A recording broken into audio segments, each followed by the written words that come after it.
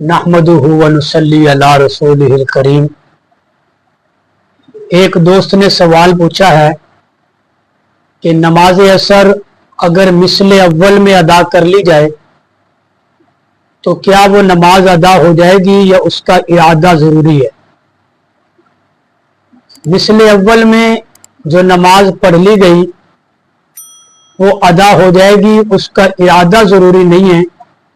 हाँ, अफजल और बेहतर ये था कि मिसले सानी में अदा की जाती, लेकिन मिसले अव्वल में अदा करने से अदा हो जाएगी।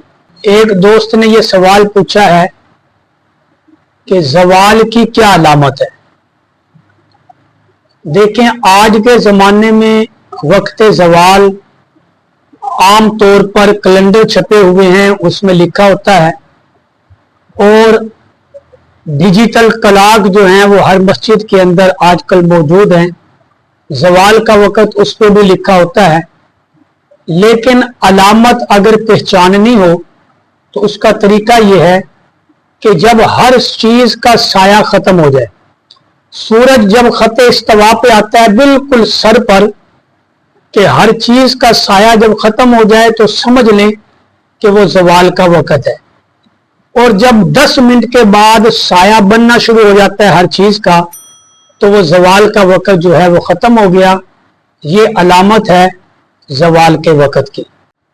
जुमे की जो दूसरी अजान है, इस अजान का जवाब देना जायज़ है या नहीं।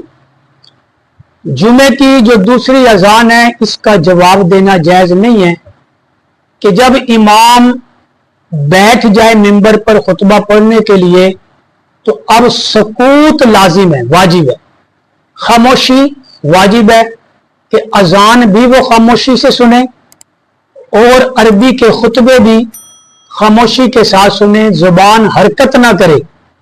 अगर किसी ने अजान का जवाब देना है, वो बगैर जुबान हिलाए सिर्फ दिल में दूसरी अजान का जवाब दे सकता है।